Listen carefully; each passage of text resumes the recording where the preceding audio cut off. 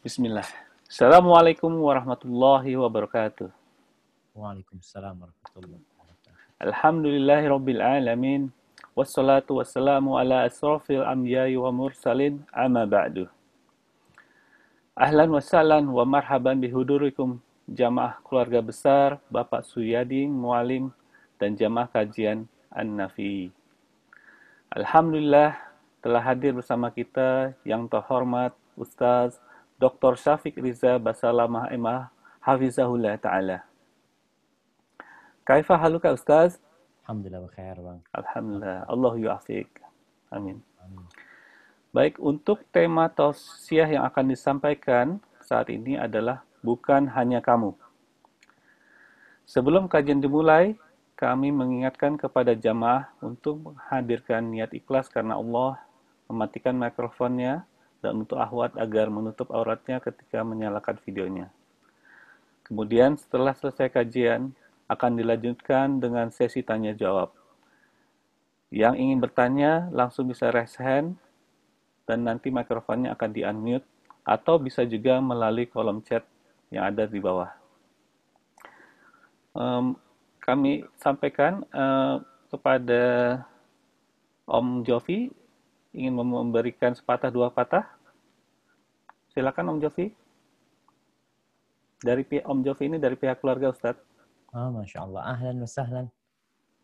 Ahlan wa sahlan. Om Jovi.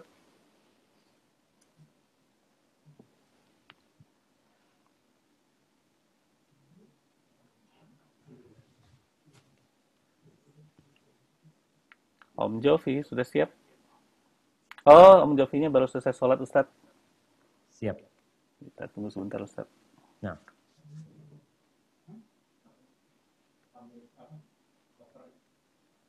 Ustadz, ini nanti yang membacakan surat ada namanya Ustadz Abdul Salam. Beliau juga dari Madinah, Ustadz. Masya Allah. Ustadz Abdul Salam, silakan Ustadz Abdul Salam untuk memberikan syafaat kepada Ustadz. Assalamualaikum. Waalaikumsalam warahmatullahi wabarakatuh. Assalamualaikum, Syekh. Ahlan wa sahlan. Kif halak? Alhamdulillah khair. Masya Allah. طيب أعرفكم باسمي أولا أو يعني ننتظر أين أنت كده الآن؟ كيف؟ أين أنت الآن؟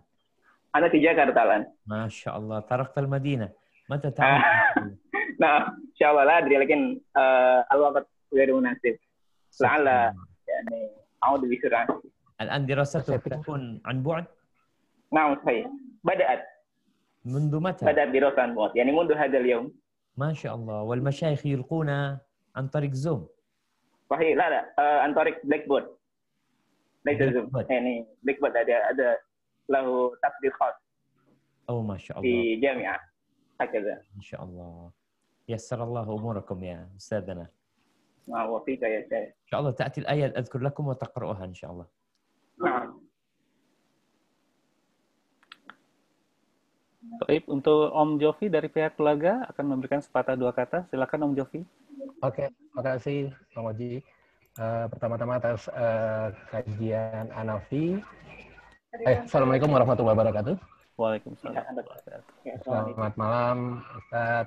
Selamat malam teman-teman semua. Alhamdulillah hari ini kita ketemuan ya atas nama pengajian Anafi dan keluarga Suyadi Mualim almarhumah. Kami mengucapkan terima kasih atas kehadiran teman-teman semua. Jadi cerita sedikit Pak Ustadz, kami baru kehilangan kakanda tercinta kurang lebih 40 hari yang lalu, 39 hari yang lalu pasti. Ya.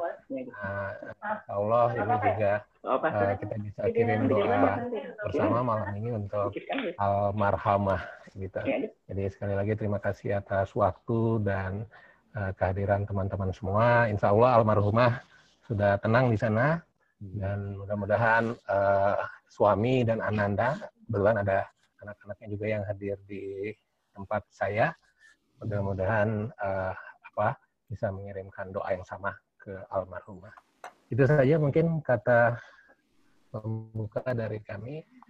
Serahin ke Bang Haji, silakan Bang Haji. Baik. Baik Ustadz, untuk mempersingkat waktu, kami persilakan untuk memulai. Tafadhol Ustadz. Barakallahu fikum. Alhamdulillah. Wassalatu wassalamu ala Rasulillah wa ala ahlihi wa ashabihi wa man walah. Segala puji bagi Allah. Salawat dan salam semoga senantiasa tercurahkan untuk baginda Nabi kita Muhammad alaihi salatu wassalam. Untuk keluarga beliau, untuk istri-istri beliau, untuk putra-putri beliau, dan untuk seluruh sahabat Nabi. Semoga Allah meridhai kita bersama mereka. Amma ba'd. Jamaah rahimakumullah, kalau bicara musibah yang menimpa kita, petaka yang datang tak diundang. Posisi kita sekarang ini sebenarnya posisi orang yang sedang menunggu. Kita tuh nunggu. Kalau ada yang pergi, meninggalkan kita, kita pun akan pergi menyusul dia. Rumah yang ditempatin dulu ditempatin orang. Tanah yang dibangun di atasnya bangunan rumah kita dulu milik orang juga. Sehingga dia pun akan menjadi milik orang-orang yang selanjutnya. Agar kita ini tidak merasa sendirian tatkala menghadapi musibah, kita harus mengetahui hakikat kehidupan ini. Bahwa di antara perkara yang dibagikan kepada semua orang, semua orang akan merasakannya, akan mendapatkannya tanpa terkecuali, yaitu bala dan musibah. Kita nggak akan bisa lari. Allah Azza wa Jalla berfirman di surah Al-Balad ayat 4. Nah, di surah Al-Balad ayat 4. A'udzu billahi minasy syaithanir rajim. Laqad khalaqnal insana fi kabad. Yang artinya, sungguh kami telah menciptakan manusia berada dalam susah payah. Itu sudah ketentuan Allah SWT. Engkau mau beriman, engkau mau tidak beriman. Segala fase perjalanan hidup manusia itu susah payah. Ketika kita berada di perut ibu kita, susah kita di sana. Menyusahkan orang lain juga. Proses keluarnya janin dari perut ibu. Sebagian harus dengan membelah perut ibundanya. Sebagian harus dengan mengeluarkan darah dan merasakan sakit yang begitu pedihnya dari orang tuanya. Lahir ke muka bumi ini. Bisa apa kita? Bisa apa? Nggak bisa apa-apa. Kita hanya bisa berteriak, menangis. Di tempat kita buang kotoran. Di tempat kita kencing. Kita merepotkan orang. Susah, jamaah. Perjalanan hidup ketika anak itu belajar jalan.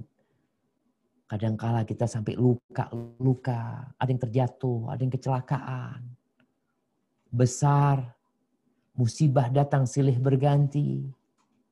Itu sudah ketentuan Allah Azza wa Jalla. Sehingga ketika seorang tahu dia tidak sendiri, bukan hanya kamu yang dapat musibah gitu loh. Terkadang kita ini, kalau kena musibah, seakan-akan kita berjalan sendirian. Ketika kita melihat kanan kiri seakan-akan hanya bayangan kita yang ada di sana. Tatkala kita bersuara, nggak ada yang mendengar suara kita. Hanya kita sendiri. Padahal tidak. Namun memang manusia itu suka ingkar. Nggak pandai bersyukur. Allah Azza wa Jalla berfirman. Coba dibuka firman Allah di surat Al-Adiyat. Mungkin kita sering baca surat ini. atau mendengar imam membacakan surat ini, surat Al-Adiyat ayat 6. Innal insana lirabbihi lakanud. Ayat 7 juga. Wa innahu ala dzalika lasyahid. Lanjut. Wa innahu lihubbil khairi lasyadid. Yang artinya, sungguh manusia itu sangat ingkar, tidak bersyukur kepada Rabb-Nya. Dan sesungguhnya dia manusia menyaksikan atas keingkarannya. Dan sesungguhnya manusia cintanya kepada harta benar-benar berlebihan. Itu manusia. Itu ana, itu antum semua. Innal insana lirabbihi lakanud. Disebutkan dia itu suka mengingat-ingat musibah, menghitung-hitung musibah. Aku kena ini, aku kena itu, aku pernah susah. Lupa dengan nikmat yang Allah berikan kepada dirinya. Kita tuh kalau sedang dapat musibah, seakan-akan sepanjang hidup, Allah nggak pernah kasih nikmat sama kita. Dan itu sifat manusia, dan kita tahu, kita seperti itu. Kehilangan harta, Masya Allah, ceritanya panjang. Mungkin 2-3 tahun menceritakan kehilangan harta. Mendapatkan nikmat, diam dia. Jadi salah satu bentuk kekufuran hamba itu adalah sering mengungkit-ungkit musibah dan melupakan nikmat yang Allah berikan. Dan Allah telah menetapkan kita akan ambil bagian musibah itu, akan ambil. Mau kaya, mau miskin, mau tua, mau muda, antum siap-siap nih. Kalau kita sekarang sedang tidak kena musibah, akan datang tuh musibah. Kita tidak menginginkan dia datang. Tapi itu ketentuan Allah Azza wa Jalla. Coba dibuka firman Allah Azza wa Jalla di surah Al-Baqarah.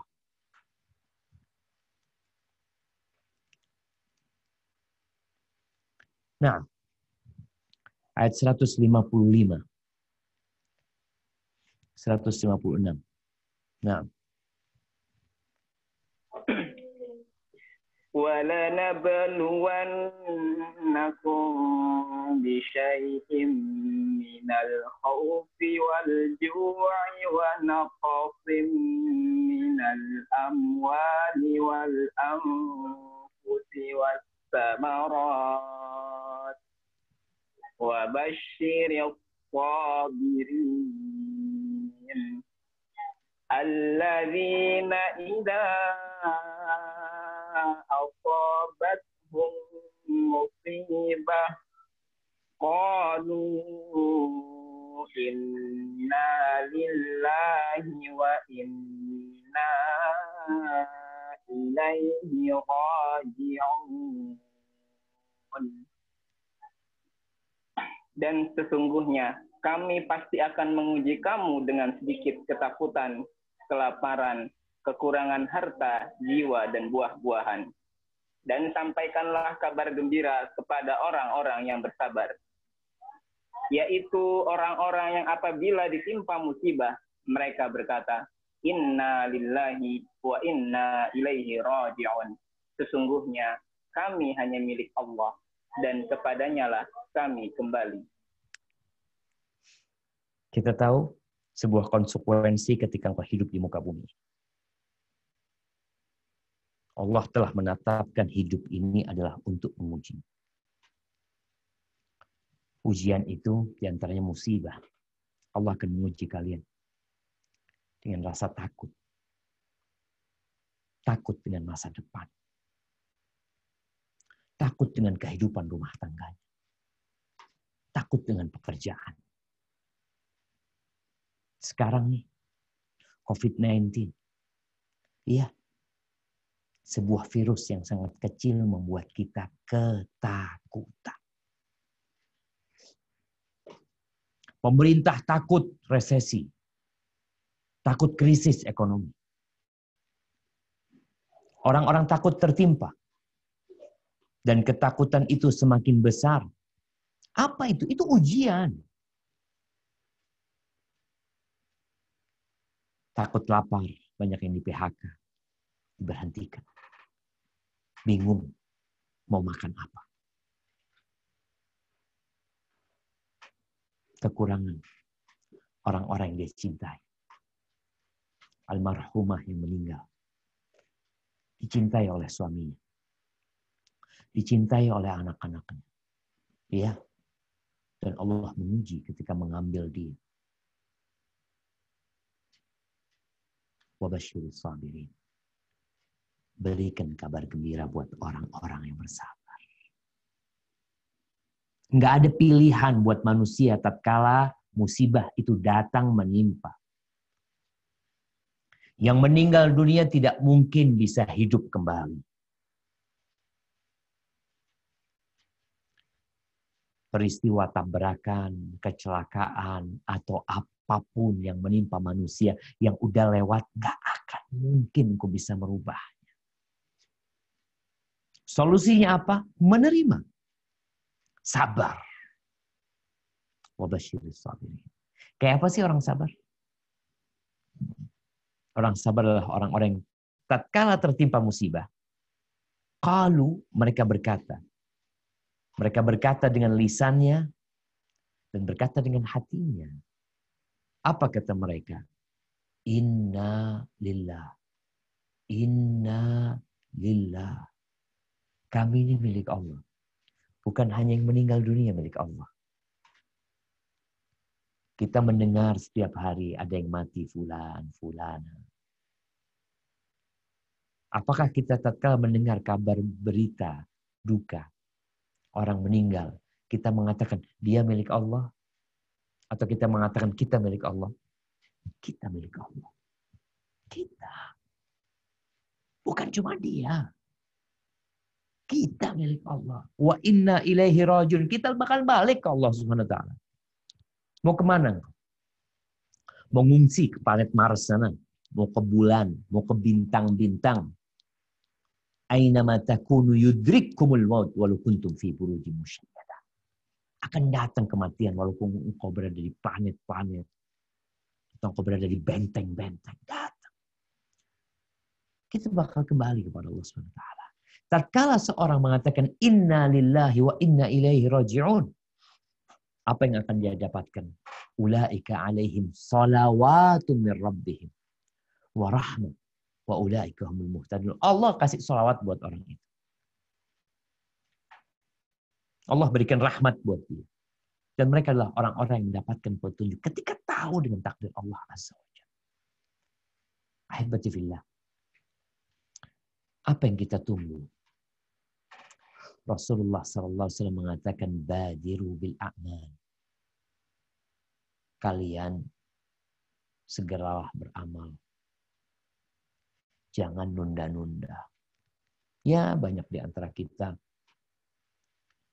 memandang kehidupan dunia ini panjang. Pendek. Nggak panjang. Berapa sih umur umat Nabi Muhammad SAW? Baik, yang meninggal dunia, almarhumah, Allah yarhamuha. Berapa umurnya? Bang Haji. Bang Jovi, Afwan Ana tidak tahu Ustaz. Bang Jovi, berapa umur almarhumah?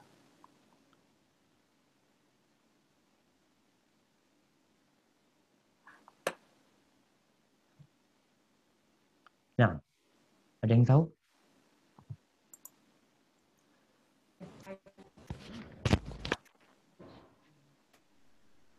Bang Jovi?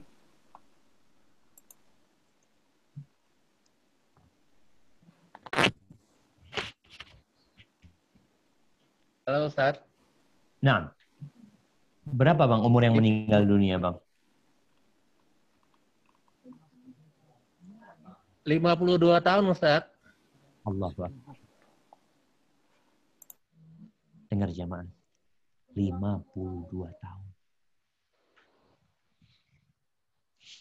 Sebagian berpikir bahwa umur dia akan sampai 60.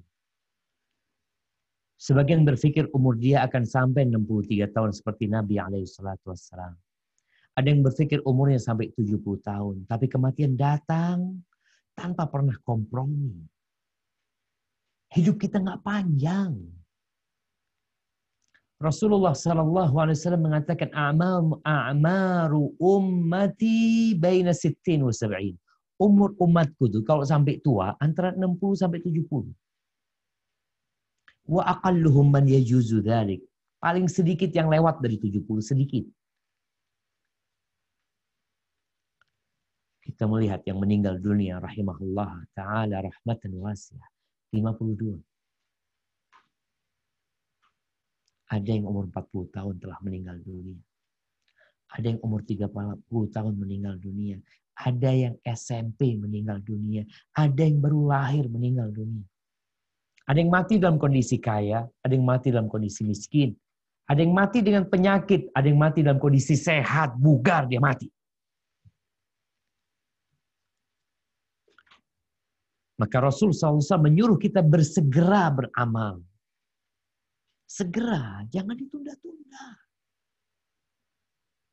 Hal tantadhiruna illa sab'an. Kalian segera beramal sebelum 7 hal datang. Sebelum 7 perkara yang datang. Yang pertama beliau mengatakan, hal tantadhiruna illa faqran munsiyan. Yang kalian tunggu itu apa sih? Yang kalian tunggu yang pertama, kefakiran. Yang membuat kalian lupa. Orang kalau ditimpa kebangkrutan, bingung. Mumpung punya harta, segera bersedekah.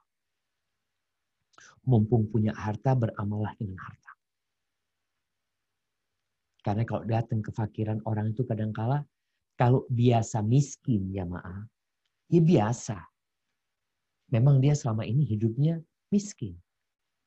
Tapi kalau dari kaya raya jatuh miskin,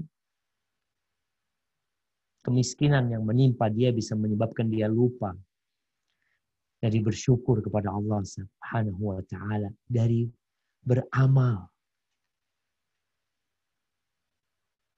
Tidak sedikit orang yang akhirnya bunuh diri karena kebangkrutan yang menimpa dia. Engkau segera beramal. Kalau engkau sekarang punya duit, jangan nunda-nunda berangkat haji. Sebagian orang berpikiran haji itu kewajiban buat orang sepuh.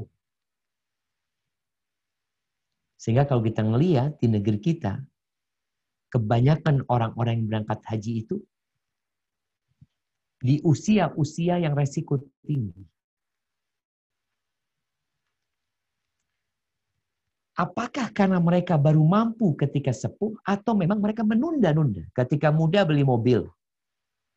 Ketika muda beli ruko. Ketika muda jalan-jalan ke Singapura, jalan-jalan ke Malaysia, jalan-jalan ke Australia. Karena dalam bayangan dia, haji itu kalau tua. Kata siapa? Haji itu buat yang mampu. Ketika engkau punya harta segera. Jangan ditunggu kemiskinan datang. Aughinan mutghiyan. Atau engkau tunggu kaya. Yang membuat engkau melampaui batas. Karena biasanya ada namanya OKB. Orang kaya baru. Kadang-kala gayanya nggak ketulungan. Nggak ketulungan. Seakan-akan lebih kaya dari yang kaya. Dan biasanya kekayaan ini kalau tidak dibarengi ketakwaan yang ada mengantarkan kepada perbuatan dosa. Bingung dia duitnya mau dibuat apa. Na'udzubillah.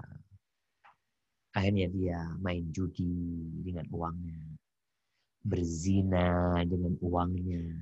Foya-foya dengan uangnya. Berbagai kemaksiatan dia lakukan karena dia kaya. Kalian nunggu seperti itu. Sekarang beramal. Artinya ketika kau dalam kondisi miskin, ketika tidak punya, beramal. Nggak usah nunggu kaya nanti.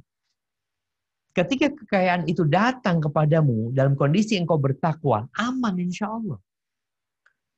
Tapi kalau engkau berpikir, nanti aku akan beramal kalau sudah kaya. Kenapa? Ya enak kalau orang kaya usah datang pengajian, nggak mikir besok mau makan apa ya. Datang pengajian lagi, Masya Allah. Karena dia ya udah kaya. Apakah engkau melihat orang-orang kaya seperti itu? Sering hadir di majelis ilmu. Duduk ngaji ba'dal maghrib sampai isya. Engkau sering melihat. Atau ternyata kalau ngelihat di masjid, kayaknya orang-orang susah semua yang ada di sana. Ketika susah di soft pertama. Ketika rezekinya dibukakan jadi soft terakhir. Terkadang udah gak sholat di masjid. Faktor apa? Faktor kekayaan. Maka kekayaan ini memang ada pengaruhnya dalam diri manusia. Kalian nunggu beramal, nunggu kalau kaya. Sekarang beramal. Kalau biasa beramal, dikasih kekayaan, alhamdulillah.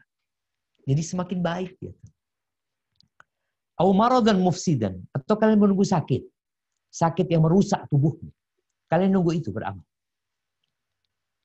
Berapa banyak orang ketika sehat nggak pernah melangkahkan kakinya ke rumah Allah Azza wa Jalla.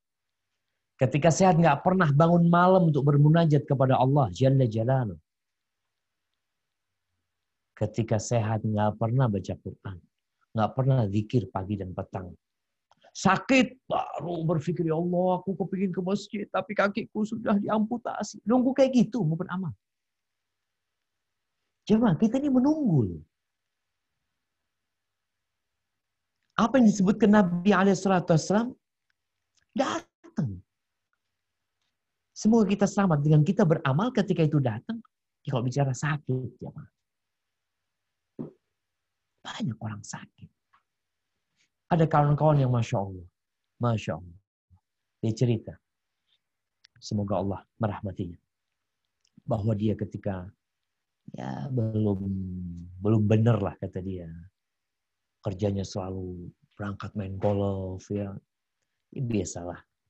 Main golf ada sedikit masalah kecuali orang-orang yang bertakwa di sana.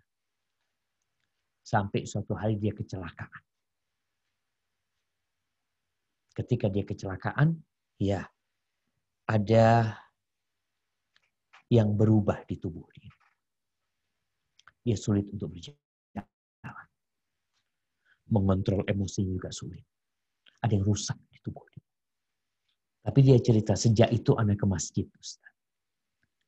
Apakah kalian nunggu seperti itu baru ke masjid? Ketika sehat, kesehatannya hanya untuk bermain-main. Untuk liburan, hiburan, permainan.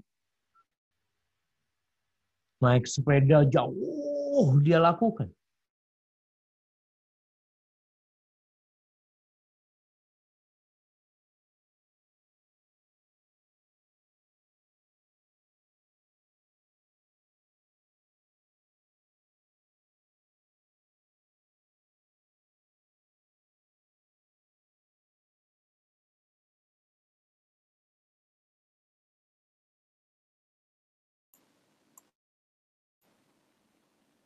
Bismillah. Assalamualaikum.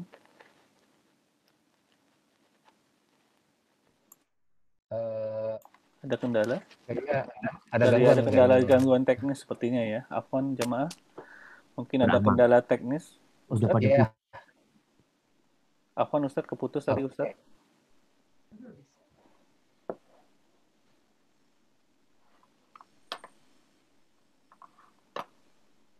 Kayaknya hilang nih Ustaz. Iya. Ada gangguan teknis ini sepertinya. Harap bersabar dulu jemaah. Sedang diperbaiki mungkin jaringannya.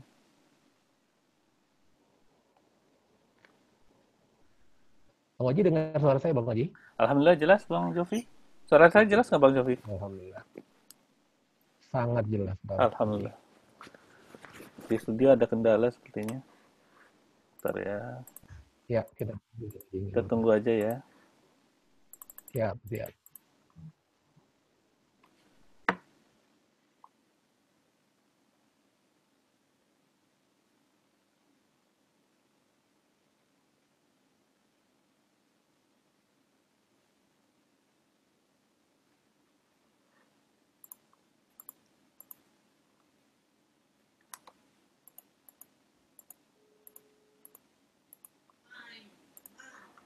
Afwan, suara Ustadz ke-mute. Mute. Suara Anda di mute. Oh iya. Afwan Ustadz, suaranya tadi hilang. Nah, Baik. jangan sampai nunggu mau mati atau kematian datang mau beramal. Allah mengingatkan jamaah. Ingat, di antara kita ini ada orang-orang munafik ya. Pura-pura Islam. Masa Ustaz. Di masa Nabi SAW. Hidup bersama Nabi. Sholat makmum sama Nabi SAW. Berangkat perang sama Nabi SAW. Tapi mereka orang-orang munafik. Pura-pura Islam. Kalau ngomong Islam kayak pembela Islam. Padahal dia benci dengan Islam. Ini Allah sebutkan.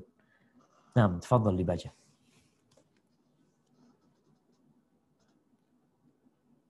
Surat Al-Munafiqun ayat 9-11.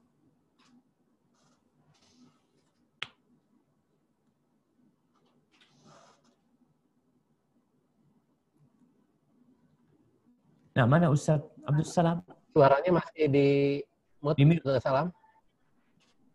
Suaranya masih mute. Oke. Oke. Lanjut. Ya ayyuhalladzina amanu la tulhikum amwalukum wala auladukum an dzikrillah wa man yaf'al dzalika fa ulaika humul khasirun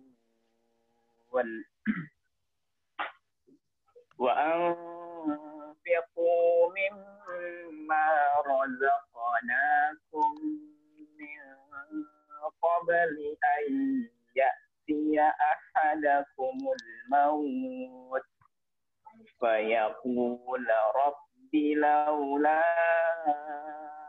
akhartani ila ajalin qarib fa'asaddaqa wa akum minas salihin walan yu'akhirallahu nafsan idza jaa'a ajaluha wallahu khabirum bima ta'malun. Yang artinya, wahai orang-orang yang beriman, janganlah harta bendamu dan anak-anakmu melalaikan kamu dari mengingat Allah. Dan barang siapa berbuat demikian, maka mereka itulah orang-orang yang rugi. Dan infakkanlah sebagian dari apa yang telah kami berikan kepadamu sebelum kematian datang kepada salah seorang di antara kamu. Lalu ia berkata, Ya Rabbku, sekiranya engkau berkenan menunda kematianku sedikit lagi, maka aku dapat bersedekah dan aku akan termasuk orang-orang yang soleh. Dan Allah tidak akan menunda kematian seseorang apabila waktu kematiannya telah datang. Dan Allah Maha teliti atas apa yang kamu kerjakan. Keinginan jiwa tatkala kematian datang, dia ingin ditunda kematiannya sedikit. Anggap 2 menit lah, dia bisa ngomong. Dia bisa mengatakan, Afwan, aku punya emas itu di brankas besi, tolong dibuat bangun masjid.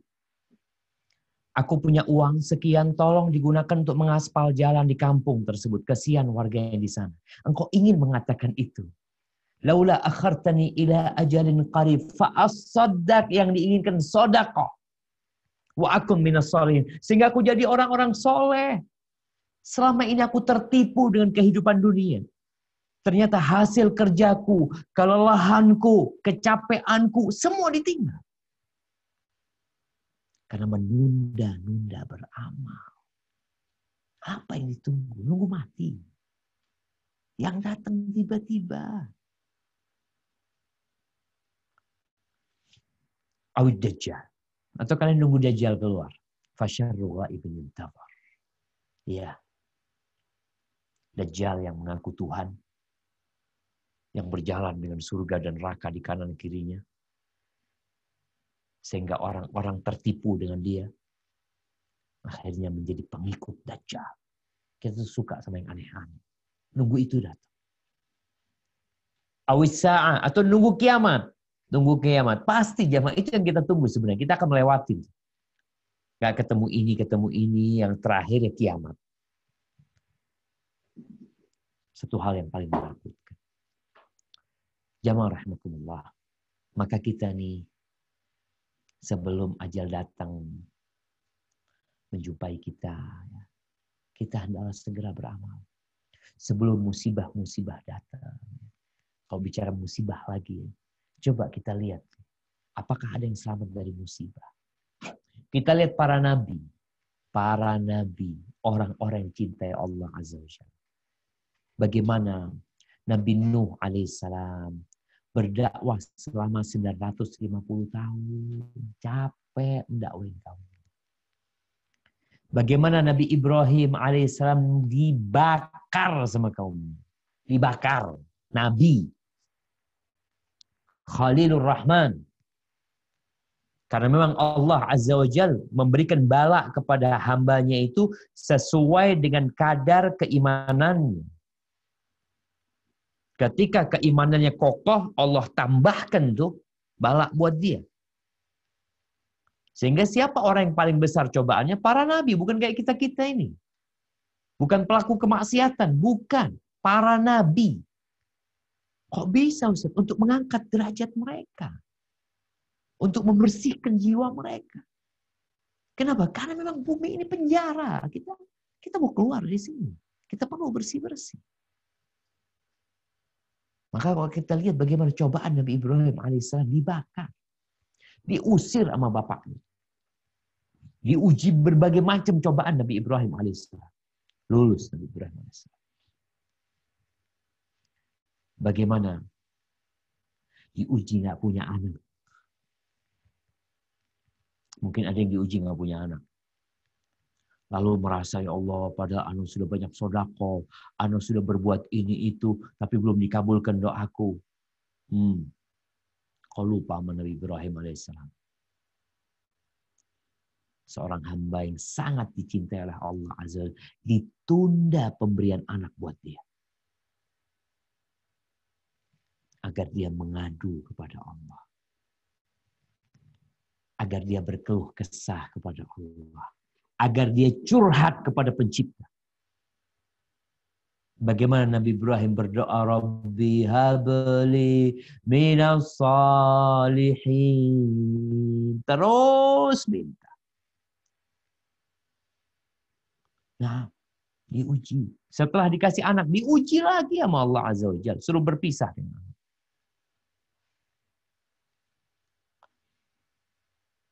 Nabi Yakub diuji sama Allah Azza wa Jalla. Dipisahkan dari anaknya Yusuf. Dihilangkan kedua matanya. Buta Nabi Yakub alaihissalam. Karena sering menangisi Nabi Yusuf alaihissalam. Nabi Yusuf dijual. Dijual sama saudara-saudaranya. Subhanallah jemaah. Dengan harga yang begitu murahnya. Apakah setelah dijual Nabi Yusuf hidup senang? Di penjara Nabi Yusuf. Digodain perempuan. Akhirnya di penjara. Bertahun-tahun di penjara Nabi Yusuf alaihissalam.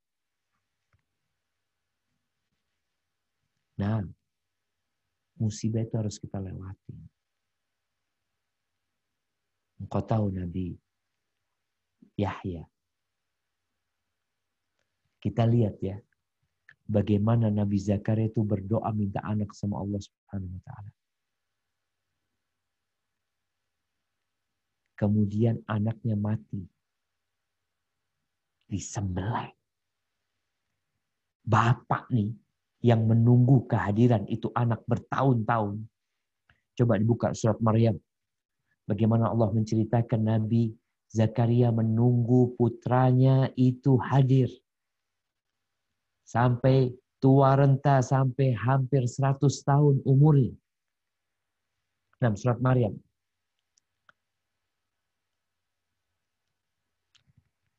Tafadhol dibaca mulai ayat pertama. Nah.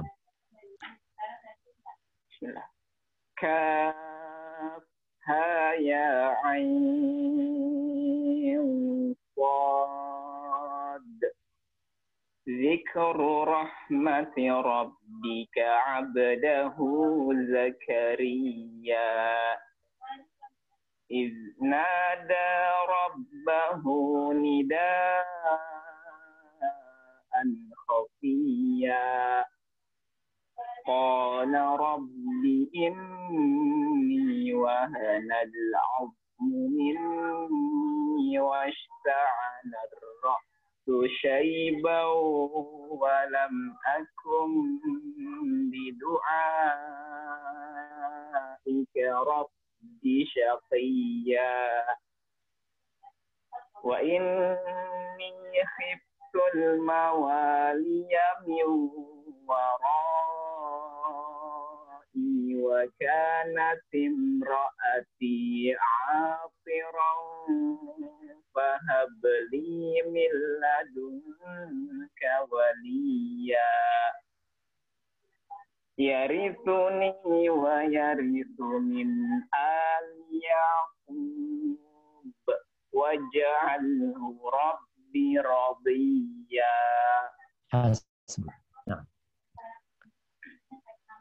Kafha ya ain sad. Yang dibacakan ini adalah penjelasan tentang rahmat Rabbmu kepada hambanya Zakaria. Yaitu tatkala Nabi Zakaria berdoa kepada Rabb-nya dengan suara lembut.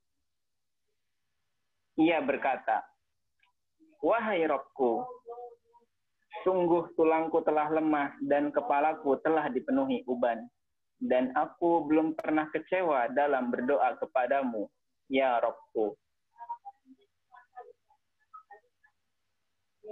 Dan sungguh aku khawatir terhadap kerabatku sepeninggalku. Padahal istriku seorang yang mandul, maka anugerahilah aku seorang anak dari sisimu,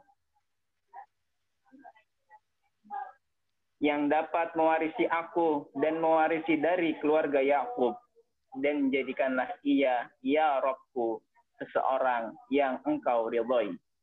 Barakallahu fikum. Kita lihat bagaimana Nabi Ibrahim diuji.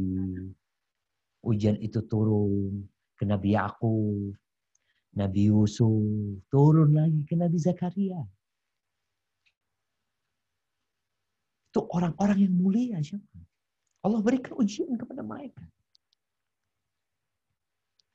Sampai hampir umur 100 tahun kira-kira Nabi Zakaria baru dikasih anak.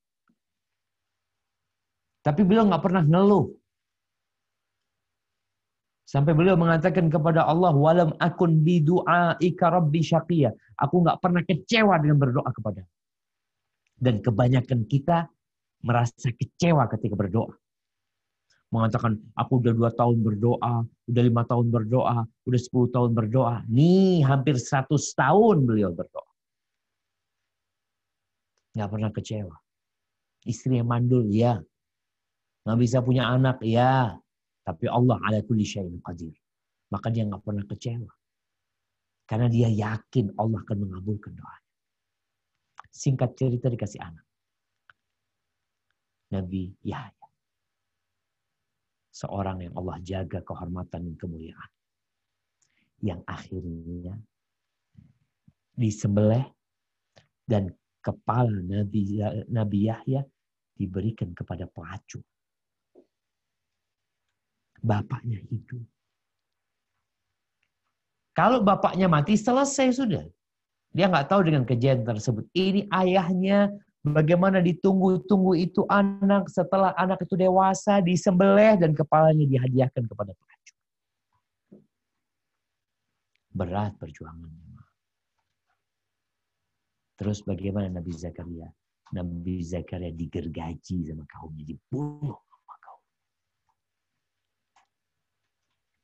Nabi Isa alaihissalam, ya kita tahu bagaimana ujian Nabi Isa dikejar-kejar oleh Bani Israel untuk dibunuh, dan Allah angkat Nabi Isa alaihissalam.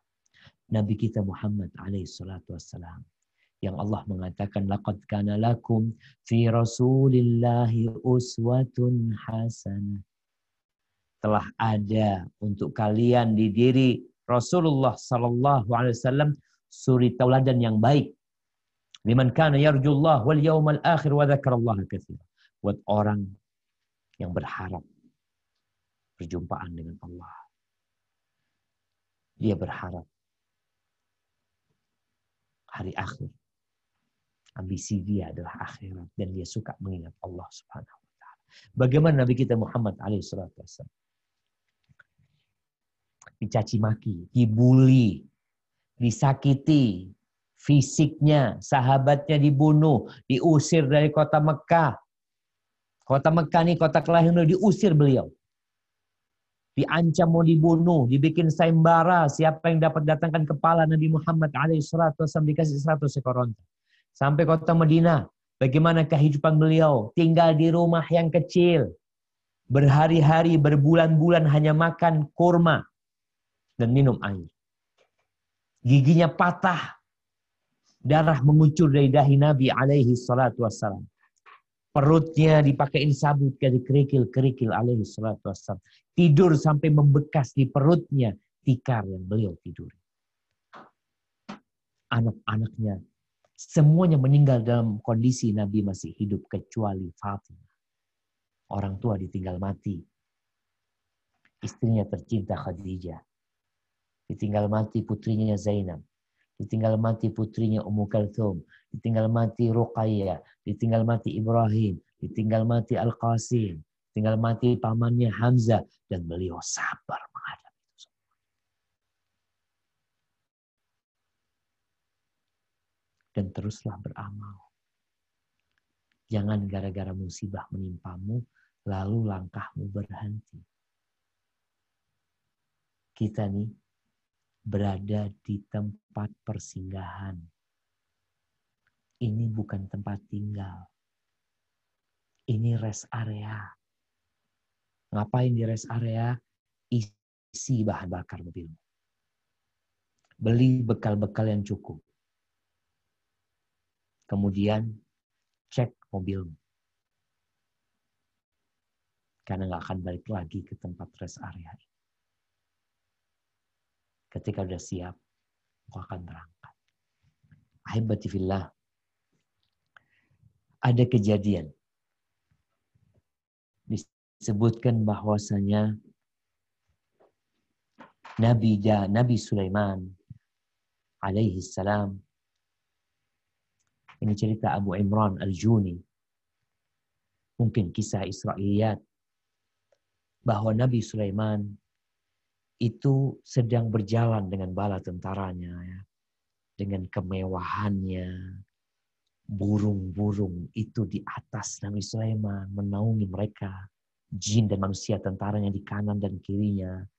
Tahu-tahu ada salah seorang ahli ibadah dari kalangan Bani Israel yang berkata kepada Nabi Sulaiman, "Ya ibna Dawud, wallahi laqad atakallahu mulkan azima." Wahai putra Daud, demi Allah, Allah telah memberikan kepadamu kekayaan yang begitu besarnya, kerajaan yang begitu agung. Nabi Sulaiman dengar. Nabi Sulaiman dengar ucapan ahli ibadah. Apa kata Nabi Sulaiman? Tasbihatun fi sahifati mu'min. Satu tasbih. Satu ucapan subhanallah yang berada dalam catatan kebaikan seorang mukmin, khairun mimma u'tiya ibnu Daud. Itu lebih baik dari apa yang Allah berikan kepada putranya Daud. Ini kerajaan ini yang diberikan kepada putranya Daud akan pergi, akan sirna, akan fana. Sedangkan satu tasbih itu akan kekal. Maka jangan akhirnya kita sibuk ngumpulin sesuatu yang fana. Tatkala datang musibah, kita kemudian terpukul, ya, sedih sekali. Jamaah, ya semua akan pergi. Kita akan pergi. Dan kita harus melewati musibah-musibah ini. Maka hendaklah segera beramal.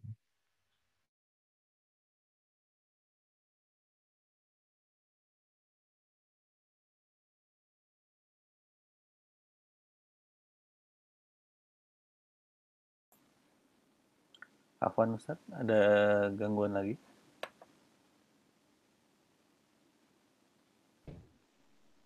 Itu sih ya Bang Haji.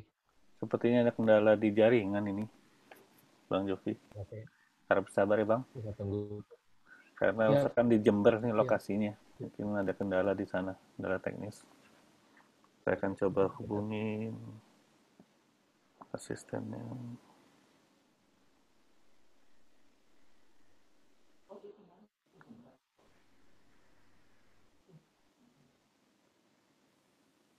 Oh ya, keputus itu sepertinya. Kita tunggu Bang Haji enggak, Pak? Ya, kita tunggu aja. Ya. Masya Allah. Nanti apabila ini udah. Yang luasnya seluas langit dan bumi, bukan emas 1 ton, bukan emas 2 ton, tapi surga Allah Azza wa Jalla. Untuk meraih surga Allah, apa yang harus dilakukan? Ingin tahu? Allah berfirman di surah Al-Baqarah ayat 214. Nah, di surah Al-Baqarah ayat 214. Bismillah.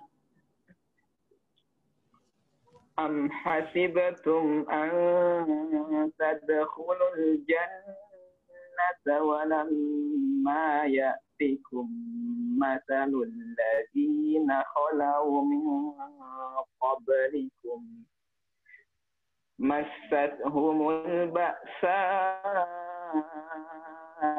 والضراء وزلزلوا حتى يقول الرسول والذين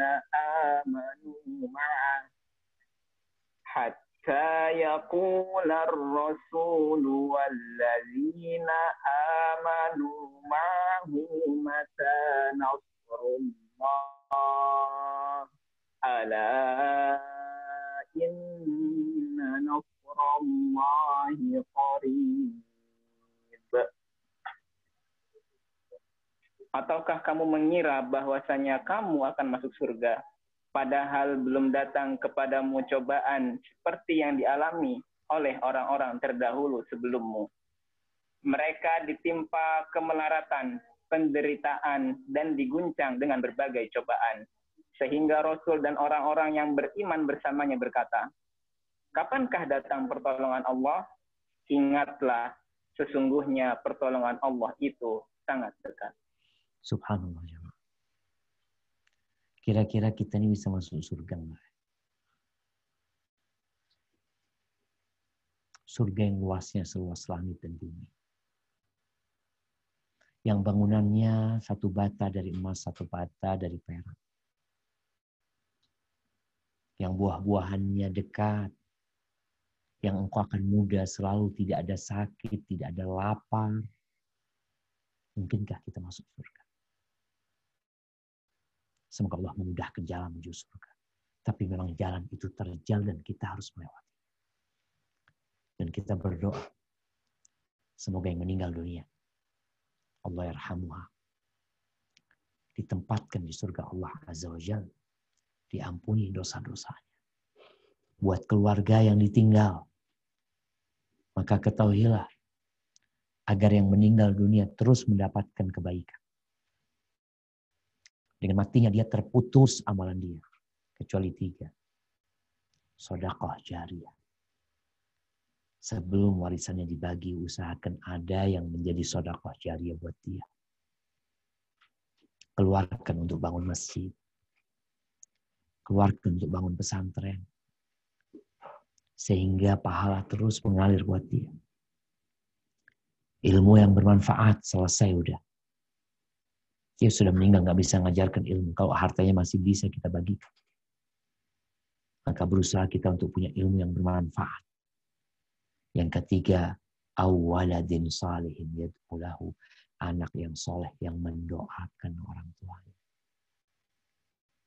Kadangkala anak itu tatkala sudah sibuk dengan pekerjaannya, sibuk sama keluarganya, ya udah, ibunya dilupakan.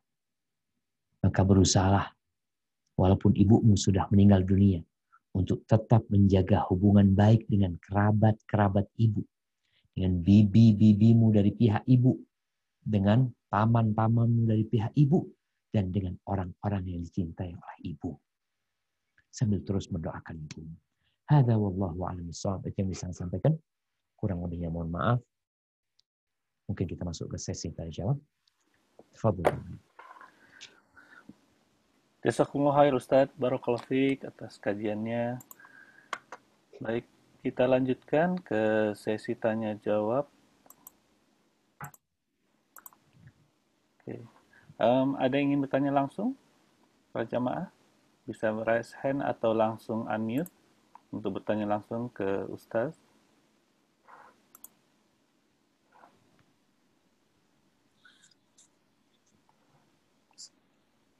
Saya, Pak. Tafadhol.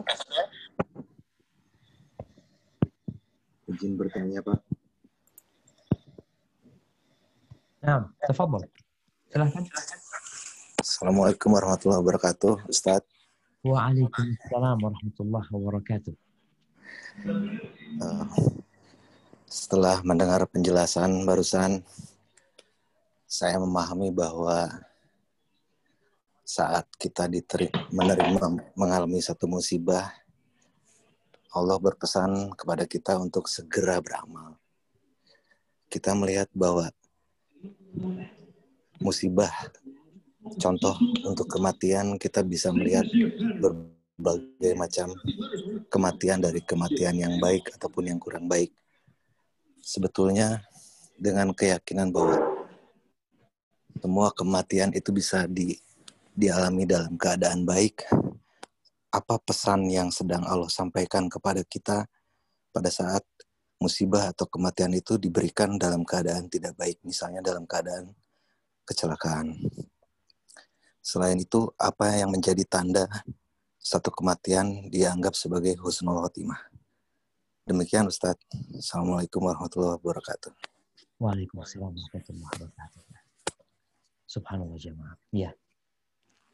Kalau musibah itu datang tidak sampai mati, masih ada kesempatan buat kita untuk memperbaiki, untuk beramal.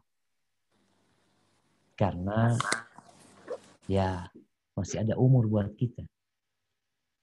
Dan banyak orang yang bertobat ketika Allah berikan musibah kepada dia. Tapi kalau musibahnya itu kematian sebelum sempat bertobat, sebelum sempat kita memperbaiki diri, maka itu menjadi azab. Rasul SAW ketika ditanya tentang mati mendadak, tabrakan, mati mendadak, mati tanpa ada persiapan. Biasanya kan ada orang sakit ya memang udah sakit lama, ya rahimahullah tabaraka wa ta'ala, sehingga dia tidak mati mendadak. Proses itu bisa jadi membuat dia bertobat kepada Allah SWT, kembali kepada Allah. Tapi ada juga yang dikasih sakit sama Allah, ternyata tambah jadi, tambah marah-marah, ya, tambah nggak sabaran, sehingga bisa jadi dia su'ul khotimah juga. Jadi yang menjadi standar adalah akhir dari kehidupan dia. Ketika Nabi SAW ditanya tentang mati mendadak bisa jantung langsung mati, bisa jadi tabrakan, bisa jadi ya tenggelam atau apa. Maka Rasulullah SAW mengatakan bahwasanya mati mendadak itu raha, istirahat buat orang yang beriman. Nggak perlu sakit-sakit, dia langsung mati. Jadi kematian itu jadi istirahat buat dia. Namun buat orang fajir, buat orang yang jahat, itu termasuk siksaan yang pedih buat dia. Kadang nggak sempat taubat. Jadi kondisi orang ini sebenarnya yang menentukan dia itu husnul khatimah atau su'ul khatimah. Mungkin kejadian matinya sama-sama mendadak. Tapi yang satu husnul khatimah karena dia orang beriman sehingga ya dia istirahat nggak perlu sakit lama-lama. Yang satu azab buat dia. Memang ada tanda-tanda mati husnul khatimah, ya, seperti mati dalam kondisi mengatakan la ilaha illallah, yang kata Rasul sallallahu alaihi wasallam, man kana akhiru kalamihi la ilaha illallah dakhala al-jannah. Barang siapa yang akhir dari kehidupannya mengucapkan la ilaha illallah, maka dia masuk surga. Ada juga ya yang dihukumi mati syahid. Orang yang mati tertimpa, mati tenggelam, itu dihukumi mati syahid, ya. Tapi apakah itu pertanda husnul khatimah? Belum tentu juga. Tergantung amalan dia. Ada orang yang mati dalam kondisi meninggalkan sholat. Dia itu sakit, kemudian nggak sholat. Keluarganya tidak membimbing sholat, dia sendiri disuruh sholat, nggak mau. Akhirnya sampai mati meninggalkan sholat. Dengan alasan susah memang hidup ini. Dari awal kita sudah bicarakan bahwa Allah menciptakan manusia dalam kondisi susah payah. Dan untuk masuk surga, ya perlu kesusahan, perlu perjuangan. Maka apabila orang itu meninggal dunia dalam kondisi melakukan amal soleh, hanya di akhir hayatnya dia melakukan amal soleh, dia udah bertobat, insya Allah itu jadi tanda-tanda husnul khatimah. Kita berharap kematian dia kematian yang baik. Tapi kalau ternyata dia mati di akhir hayatnya itu, Ustaz, ya dia dulu orang soleh, Ustaz. Tapi ketika sakit tuh udah mulai nggak sholat, udah ini itu, maka kita takut gitu. Kita takut, kita khawatir. Dan ini pesan buat keluarganya. Agar kita berhati-hati. Memang kematian itu menjadi mau'izah, menjadi peringatan buat kita. Dan agar kita bisa mati husnul khatimah, hendaklah senantiasa berdoa minta kepada Allah supaya ditetapkan hatinya. Iya, boleh jadi sekarang kita ikut kajian, ngaji, nggak tahu besok di mana, lusa di mana. Tadi kita bicarakan, kalian segera beramal sebelum yang 7 hal datang. Ada orang yang ketika miskin suka ke masjid, kaya nggak suka ke masjid. Ada orang yang ketika sehat, Masya Allah, ketika sakit malah mencela Allah, Jalla Jalal. Ada banyak yang kita sedang nanti. Maka hendaklah kita istiqomah beramal soleh, senantiasa membaca la ilaha illallah. Maka semoga dengan itu Allah mematikan kita husnul khatimah. Hada wallahu a'lam bishawab. Barakallahu fiik Ustaz atas Taib, untuk pertanyaan berikutnya, apa ada yang ingin langsung bertanya? Silakan. Boleh izin, Ustaz? Tafadhol. Boleh izin, Ustaz? Tafadhali. Nah, silakan. Oke. Assalamualaikum warahmatullahi wabarakatuh. Waalaikumsalam warahmatullahi wabarakatuh. Ustaz, saya mau tanya, ketika manusia untuk menerima qada dan qadar secara sabar dan ikhlas itu caranya seperti apa ya untuk mencapai kesabaran dan keikhlasan? Demikian Ustaz, terima kasih. Wassalamualaikum warahmatullahi wabarakatuh. Waalaikumsalam warahmatullahi wabarakatuh. Ya jemaah, ini pertanyaan yang penting. Tentang bagaimana supaya kita menerima takdir Allah, ketentuan. Jadi kalau bicara musibah itu ada tingkatan yang paling ringan yang harus kita melakukan wajib, yaitu tingkatan sabar. Sabar itu menahan diri dalam kondisi kita sedih. Kita sabar menahan diri untuk tidak melakukan tindakan-tindakan yang tidak dibenarkan. Seperti ada perempuan yang kalau lagi kena musibah, ya rambutnya dia jambak-jambak, ya bajunya dia sobek sambil teriak-teriak. Dia sabar, dia nahan diri. Ini tingkatan yang wajib. Tingkatan yang wajib ini naik lagi, ada tingkatan ridho. Engkau ridho dengan takdir Allah SWT. Bagaimana supaya bisa ridho? Ya berbaik sangka sama Allah. Takdir Allah insya Allah baiklah. Karena Allah itu lebih sayang sama aku daripada orang tuaku pada diriku sendiri. Allah itu maha tahu dan maha kuasa dan tidak melakukan sesuatu kecuali dengan hikmah. Ada tingkatan yang paling tinggi, syukur. Bersyukur. Kau kena musibah bersyukur? Iya. Kau bersyukur? Ya, alhamdulillah musibahku nggak lebih besar dari musibah orang. Mamanya ada orang kena kanker, mamanya. Alhamdulillah. Ada orang yang buta. Ada orang yang lumpuh. Ketika memandang ke sana, engkau akan mengatakan alhamdulillah. Bagaimana cerita seorang tabi'in Urwah bin Zubair. Ketika dipotong, diamputasi kakinya. Dia malah bersyukur sama Allah SWT. Alhamdulillah, kata dia. Kok bisa engkau? Iya, Allah kasih aku 4. Allah kasih aku 2 tangan, 2 kaki. Yang diambil sama Allah cuma 1. Ketika kita memandang bahwa yang Allah sisakan itu lebih banyak daripada yang Allah ambil, kita akan bersyukur. Nih kalau bicara bagaimana kita menata hati kita menerima takdir Allah SWT. Kemudian takdir Allah itu sudah ditetapkan 50.000 tahun sebelum penciptaan langit dan bumi ini. Oh, enggak ada. Udah ditetapkan. Enggak ada kan? Namanya udah ditetapkan, ya kita terus gimana? Kita nggak bisa berbuat apa-apa. Yang diambil milik Allah SWT. Bagaimana seorang sahabat Nabi yang bernama Ummu Sulaim. Ummu Sulaim ini menikah sama Abu Talha. Punya anak, anaknya sakit. Sakit ya, beberapa hari sakit ya. Sampai akhirnya suatu hari tambah parah sakitnya. Sang suami pergi, anak itu meninggal dunia. Akhirnya Ummu Sulaim berkata kepada keluarganya. Malam ini kejadiannya. Dia berkata kepada keluarganya, suami lagi sholat Isya di Masjid Nabawi. Kata Ummu Sulaim, nggak ada yang memberitakan kematian putraku kecuali aku. Yang lain nggak ada. Dia diam semua keluarga. Habis sholat Isya ini Ummu Sulaim pakai parfumnya, pakai baju yang bagus ya. Dia subhanallah menyambut suaminya. Ya namanya seorang suami. Ditanya sama suaminya, gimana anak kita? Suami masih kepikiran sama anaknya. Kata dia, lebih tenang sekarang. Maksudnya lebih tenang, mati sebenarnya. Tapi supaya suaminya nggak kepikiran, katanya lebih tenang. Alhamdulillah. Akhirnya melihat Ummu Sulaim cantik ya. Mereka berhubungan malam itu.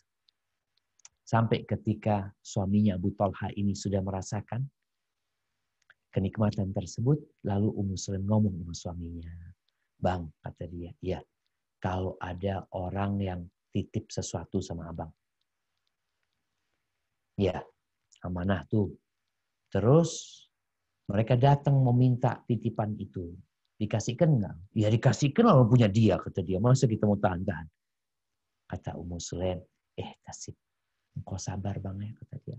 Allah sudah ngambil titipannya. Itu Abu Talha marah sama Ummu Sulaim. Gimana dia setelah dia menikmati istri baru dikasih tahu kabar kematian putranya. Besok paginya sholat subuh di Masjid Nabawi, dia cerita sama Nabi SAW. Ya Rasulullah, ini kerjaan istriku kayak gini nih, kata dia. Kata Nabi SAW, hei, engkau berhubungan, anakmu ada di sebelahmu yang mati itu, kata dia. Kata, iya Nabi SAW. Kata dia. Apa kata Nabi SAW? Barakallahu lakum fi lailatikum. Semoga Allah memberkahi malam kalian tadi malam. Dari hubungan itu mereka dapat anak akhirnya yang jadi orang soleh. Jadi ketika kita memandang Allah itu menentukan sesuatu dengan hikmah. Allah itu pemilik. Maka dengan cara seperti itu kita insya Allah dapat menerima. Kemudian lihatlah kepada orang yang musibahnya lebih berat. Sehingga kita tahu ya Allah punya anak gak seberapa.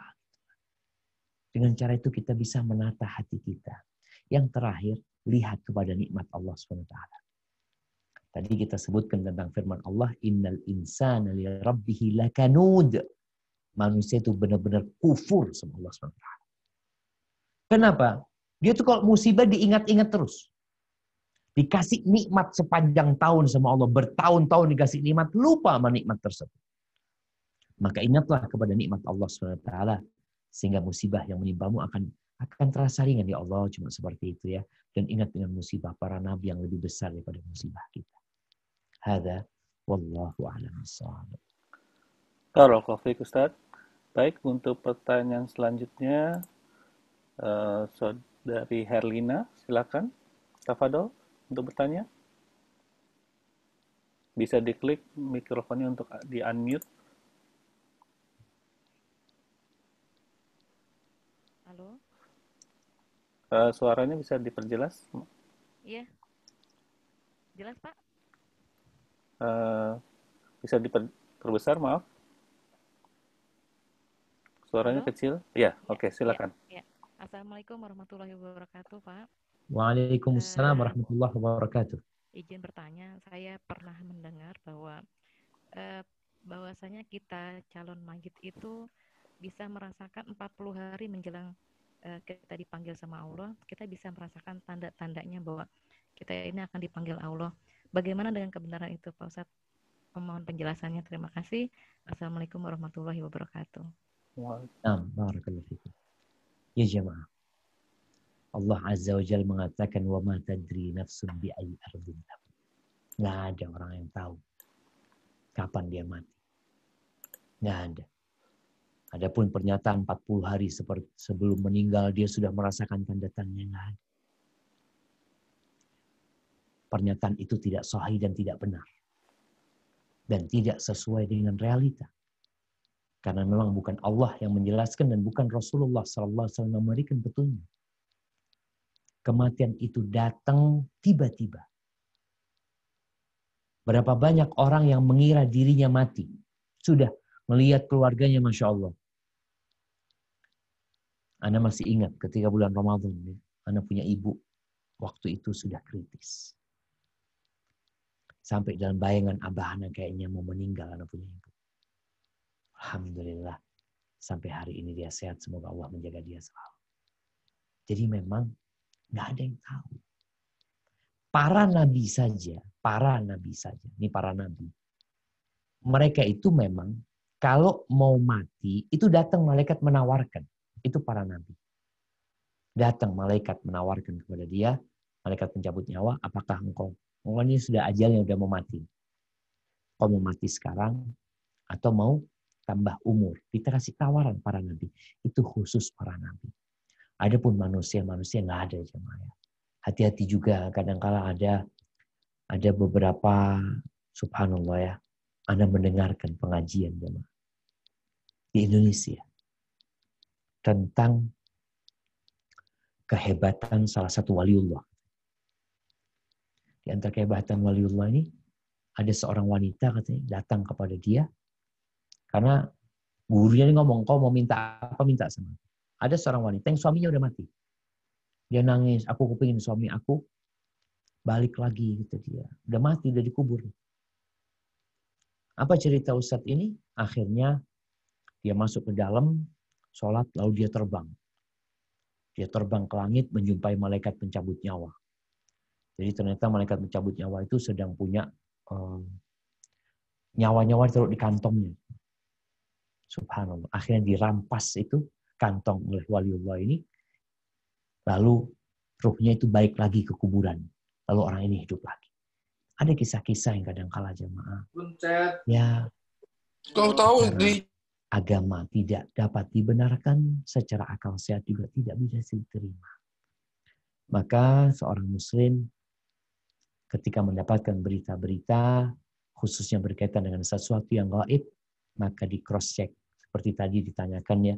Anda sudah pernah bahas tentang apakah memang ada tanda 40 hari sebelum orang meninggal itu kayaknya udah kelihatan tanda-tandanya. Biasanya tanda-tanda ini diketahui setelah mati.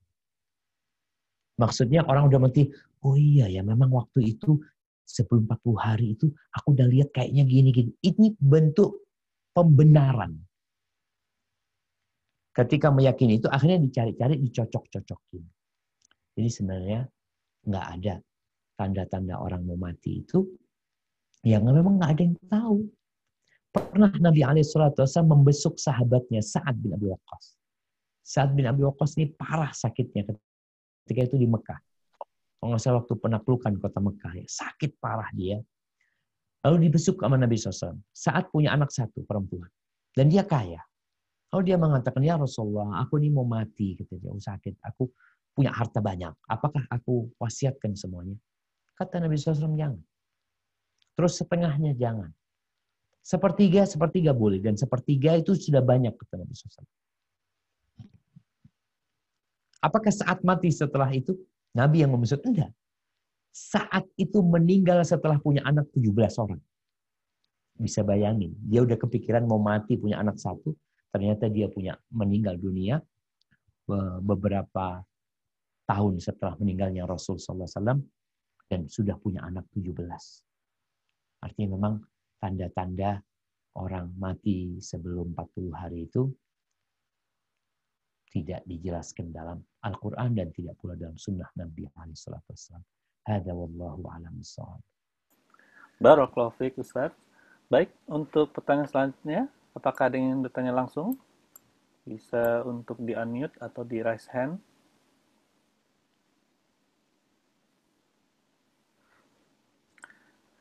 Baik, sementara menunggu, ini Ustadz ada pertanyaan di kolom chat. Afwan Ustadz, bagaimana hukumnya untuk ibadah haji untuk yang sudah meninggal Ustadz? Jazakallahu khair. Nah, barakallahu fikum. Jamaah rahimakumullah. Ingat, haji ini kewajiban buat yang mampu. Walillahi 'alan nas hijjul baiti man istata'a ilaihi sabila. Yang mampu. Haji itu wajib. Punya rumah nggak wajib, punya mobil nggak wajib, punya toko nggak wajib, haji wajib. Bagi yang mampu. Gimana kalau orang itu mampu tapi nggak berangkat haji? Ya, dia akan dihisab. Karena dia telah menunda-nunda kewajiban yang seharusnya dia kerjakan. Ketika dia mampu. Terus pertanyaannya, kalau sudah meninggal dunia, bisakah keluarganya menghajikan dia? Kalau bisa, bisa. Di masa Nabi SAW, ketika ada seorang sahabat yang bertalbiyah, niat, labbaik Allahumma an syubrumah. Dia niat untuk menghajikan atau umrahkan syubrumah. Dia niat untuk menghajikan syubrumah. Lalu ditanya sama Nabi SAW, siapa syubrumah? Keluargaku, Nabi SAW, atau saudaraku. Kau sudah haji? Belum. Engkau haji dulu buat dirimu, baru engkau hajikan syubrumah. Dari hadis ini dan beberapa hadis yang lainnya, diperbolehkan bagi keluarga untuk menghajikan yang sudah meninggal dunia atau mengumrahkan mereka. Ya, kita berharap Allah menerima amalan tersebut. Namun tolong keluarganya yang menghajikan itu hendaklah memilih orang yang amanah. Kalau bicara badal haji, tolong pilih orang yang amanah. Kalau bisa keluarganya sendiri yang menghajikan atau mengumrahkannya. Hadza wallahu a'lam bishawab. Barakallahu fiik Ustaz. Baik, jamaah ada yang ingin bertanya langsung ke Ustaz? Assalamualaikum. Ustaz, waalaikumsalam warahmatullahi wabarakatuh. Saya pakai nomor suami. Ada yang analog dengan ini, Ustaz, terkait dengan kurban. Apakah masih juga kita dalilnya kalau kita menyelenggarakan kurban bagi yang sudah meninggal, Ustaz? Saja pertanyaan saya. Iya. Syukran, Ustaz. Nah, jamaah, berkaitan dengan kurban. Apakah bisa berkorban untuk orang yang meninggal dunia? Bisa. Rasul Shallallahu Alaihi Wasallam, beliau pernah berkorban untuk dirinya dan untuk umatnya. Secara umum beliau berkorban untuk umatnya. Yang hidup, yang mati, beliau berkorban untuk mereka. Karena ya umat Nabi SAW, sahabat-sahabat Nabi yang sudah meninggal dunia. Kemudian memang bab kurban ini masuk bab sodakoh sebenarnya. Jadi kita boleh mewakilkan kurban itu. Kita di Jakarta, kita wakilkan di Jember atau di Kalimantan, mereka ingin melehkan buat kita. Maka dari sini para ulama mengkiaskan kurban itu dengan sodakoh buat orang yang meninggal dunia. Di mana Rasul SAW pernah ditanya oleh seorang sahabat, kalau nggak salah Sa'ad bin Ubadah. Dia bertanya, ya Rasulullah, ibuku meninggal dunia. Dalam kondisi dia belum berwasiat. Afayan fa'uha idza tasaddaqtu anha. Apakah bermanfaat buat dia kalau aku sedekah buat dia? Apa kata Nabi SAW? Tasaddaq anha. Iya. Sedekahlah buat dia. Jadi hendaklah kita berusaha untuk tetap berbuat baik kepada yang meninggal dunia. Salah satunya dengan bersedekah atau tadi dengan berkorban. Tapi intinya yang berkorban itu seharusnya yang hidup. Yang hidup berkorban, dia niatkan buat dirinya dan keluarganya, insya Allah keluarganya pun yang meninggal dunia akan mendapatkan bagian pahala dari sana. Hadza wallahu a'lam bishawab. Barakallahu fikum. Afwan, Ustadz, ini ada pertanyaan yang sudah masuk. Izin bertanya, Ustadz. Tadi disinggung tentang warisan dikeluarkan untuk sedekah. Memang sebaiknya warisan dibagikan kapan, Ustadz? Jazakallahu khair. Barakallahu fikum. Nah, ya Ma.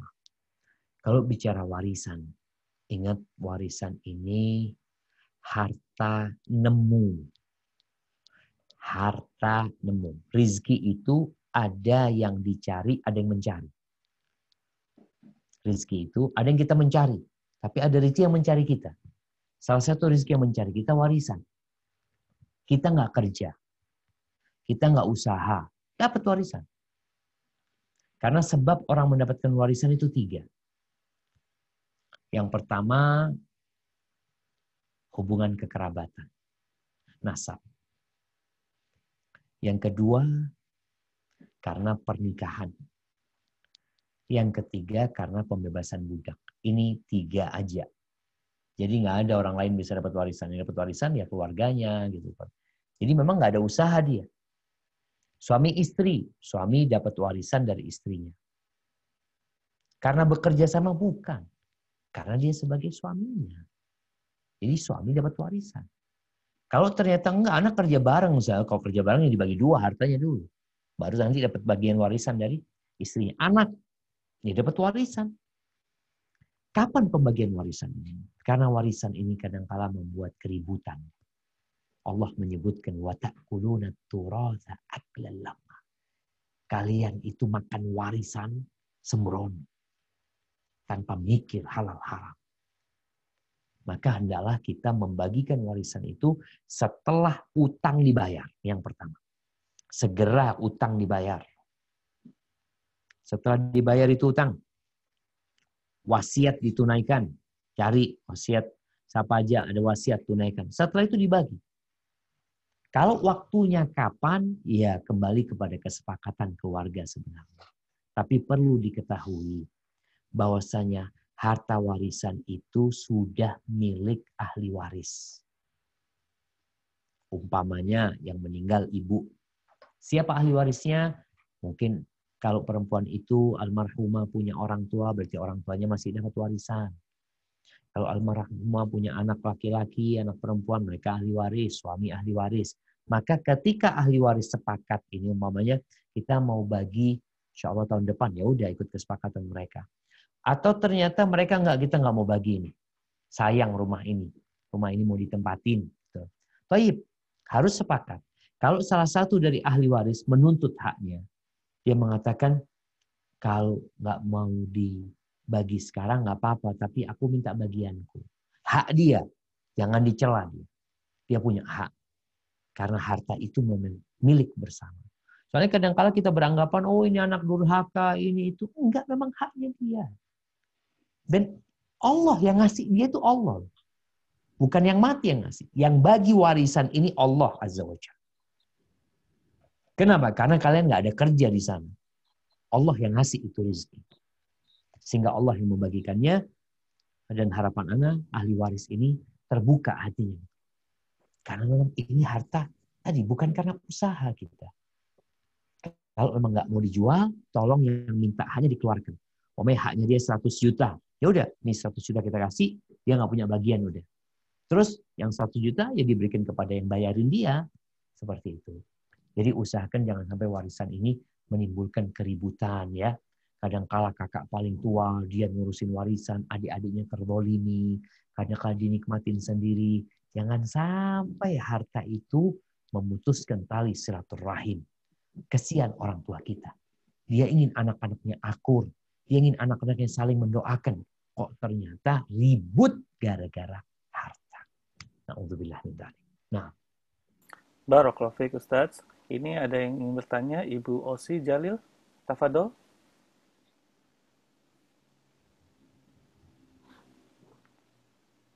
Afwan, Ibu Osi Jalil.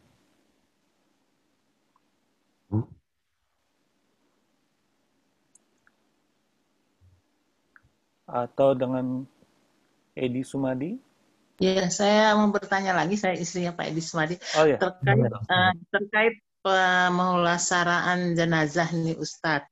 Yang Pertama yang ingin saya tanyakan, bila yang almarhum ini cukup berada gitu Ustaz. Ya, saya pernah dengar katanya sebaiknya penyelenggaraan jenazahnya menggunakan uang dia pribadi gitu, sepertinya pemakaman segala macam untuk penyelenggaraan jenazahnya sampai pemakamannya itu menggunakan uang dia karena dia mempunyai harta yang cukup dan lebih gitu Ustaz.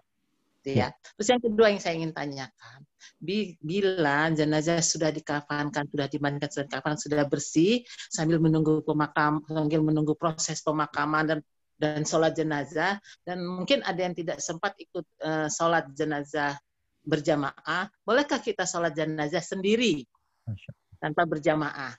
Lalu yang kedua, bila kita yang ketiga, bila kita sudah ikut berjamaah dengan beberapa orang, lalu siangnya diselenggarakan lagi sholat jamaah sekali lagi. Bolehkah kita sholat jenazah lebih dari satu kali? Syukran Ustaz. Barakallahu fikum. Nah, pertanyaan yang menarik sekali jamaah. Ya, berkaitan dengan pengurusan jenazah. Memang sebenarnya pengurusan jenazah itu diambilkan dari harta yang mati.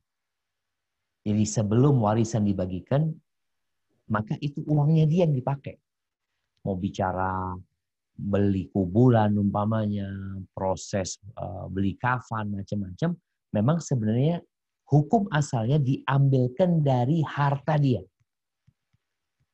Kecuali ada orang yang nyumbang. Jadi keluarga itu harus tahu dia masih punya hak di hartanya. Jangan berpikir, oh ini udah warisan. Iya betul, itu udah warisan dengan dia meninggal dunia, tapi hak dia harus dikeluarkan. Tadi untuk pengurusan jenazahnya. Kemudian untuk berkaitan dengan utang-utangnya dilunasi dari uangnya dia. Kemudian wasiat dia. Jadi apa yang disampaikan Ibu memang benar.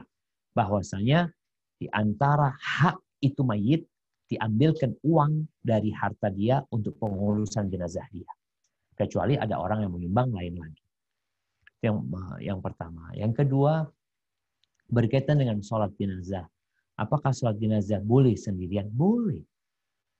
Jadi ketika engkau mau sholat jenazah, umpamanya tadi dikatakan ya, dan buat para wanita ya, yang ketika di rumah jenazah belum dibawa ke masjid, maka hendaklah dia sholatin di rumah. Sholat udah bismillah. Kalau ada rombongan ya rombongan sholat. Karena sholat jenazah ini doa buat dia. Kadangkala kita nih jamaah, sholatnya cepat-cepat. Doanya panjang-panjang. Padahal inti sholat jenazah itu doa. Bukan hanya gerakan Allahu Akbar, Allahu Akbar, Allahu Akbar 4 kali. Allahu Akbar yang pertama kita baca Al-Fatihah. Allahu Akbar yang kedua kita baca sholawat. Allahu Akbar yang ketiga doa. Allahumma gfir laha warhamha wa'afiha wa'afu anha. Di situ kau berdoa dengan penuh kekhusyuan. Jadi nggak apa-apa kalau Ibu tadi katakan dia sholat jenazah sendirian. Kemudian nanti ada jamaah sholat jenazah. Boleh nggak kita ikut sholat jenazah lagi? Boleh. Jadi Nabi SAW, beliau pernah mensolatin jenazah di kuburan. Ini kejadian di masa Nabi SAW. Ada seorang wanita tua, wanita hitam. Ya. Dia biasa membersihkan Masjid Nabawi. Tahu-tahu dia meninggal dunia di malam hari. Para sahabat nggak ngasih tahu Nabi SAW, langsung dikubur. Ya, setelah dimandikan, disolatin, dikuburkan. Dapat berapa hari Nabi tanya, mana perempuan itu kata dia. Apa kata para sahabat? Meninggal ya Rasulullah SAW. Nabi marah. Kenapa kalian nggak kasih tahu aku? Ya pikirnya para sahabat ya hanya perempuan. Ya tukang bersih-bersih masjid ya. Nggak punya jasa yang besar lah untuk Islam. Nabi marah sama para sahabat. Karena beliau minta dikasih tahu di mana kuburan. Ditunjukkan kuburannya, Nabi sholat dan para sahabat yang sudah mensolatin ikut sholat bersama Nabi SAW. Hada wallahu a'lam bishawab. Nah, Barakallahu fiik Ustaz. Ini ada pertanyaan di kolom chat Ustaz. Apakah ada jaminan dihapuskan dosa untuk orang yang meninggal pada hari Jumat? Lalu apakah beliau juga terbebas dari siksa kubur? Barakallahu fiikum. Ya jamaah, hadis yang berkaitan dengan hari Jumat. Ana bacakan hadisnya ya.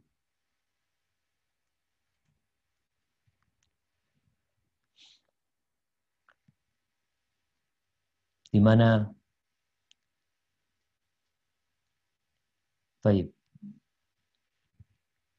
disebutkan bahwa Rasulullah Sallallahu Alaihi Wasallam mengatakan, man mata yaumul Jum'ah, bahwasanya orang yang meninggal pada hari Jumat, dakhalal jannah, dia dijamin masuk surga, atau dia akan diselamatkan dari azab kubur. Para ulama menyebutkan tentang hadis ini, mereka mengatakan hadisnya dhaif, lemah, tidak sahih. Walaupun mungkin ada yang beranggapan hadis itu sahih. Tapi intinya seperti tadi yang kita sampaikan. Siapa saja yang mati di atas kebaikan, di atas amal soleh, di atas ketaatan, mau hari Jumat, mau hari lainnya, insya Allah dia masuk surga. Rasulullah SAW tidak mati hari Jumat.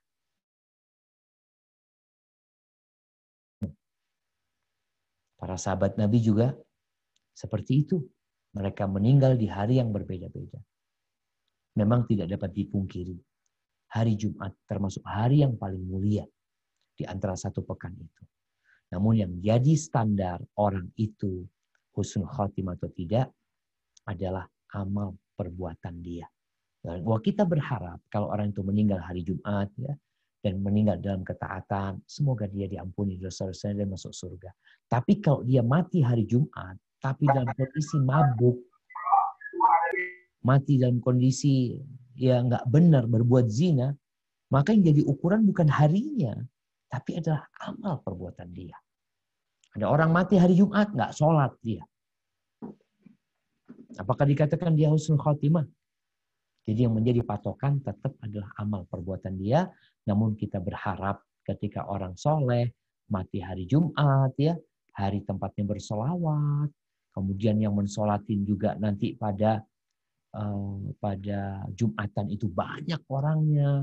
Lalu bagaimana ketika dia dimakamkan pada hari Jumat juga, umpamanya di akhir waktu hari Jumat, itu termasuk waktu yang mustajab untuk berdoa. Ada banyak kemuliaan di hari Jumat. Tapi berkaitan dengan hadis tadi, itu diperselisihkan kesahihannya. Yang menjadi standar adalah tetap amal soleh dan ketaatan dia. Hadza wallahu a'lam bishawab. Ya. Barakallahu fiik Ustaz.